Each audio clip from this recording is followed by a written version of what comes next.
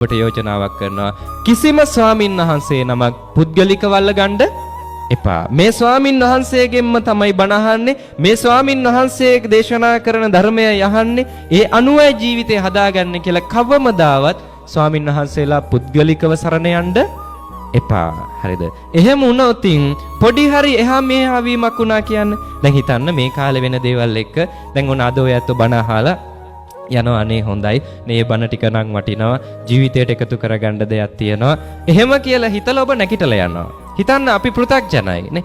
වැරදිලා හරි මොනම හේතුවක් නිසා හරි මගේ අතින් වැරද්දක් වෙන්න බැරි කමක් නැහැ නේ. හරිද? වැරදිලා හරි මගේ අතින් වැරද්දක් වුණොතින් හෙට දවසේ ඔබ ඒක දැනගත්තොත් ඉස්සෙල්ලාම කියන කාරණා මොකද්ද?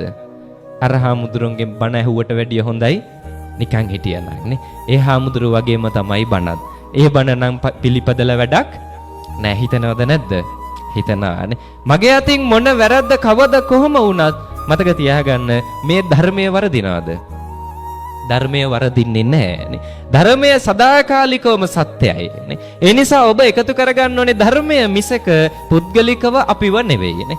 එහෙම වුණොතින් සමහර විට ඔබට මුළු ශාසනයම එපා වෙන්න බැරි කමක් නෑ. කවදාවත් පුද්ගලිකව ස්වාමින් වහන්සේලා සරණ යන්නේ නෑ. අපිට තියෙන්නේ සරණ තුනයි. මොකද්ද තුන් සරණ?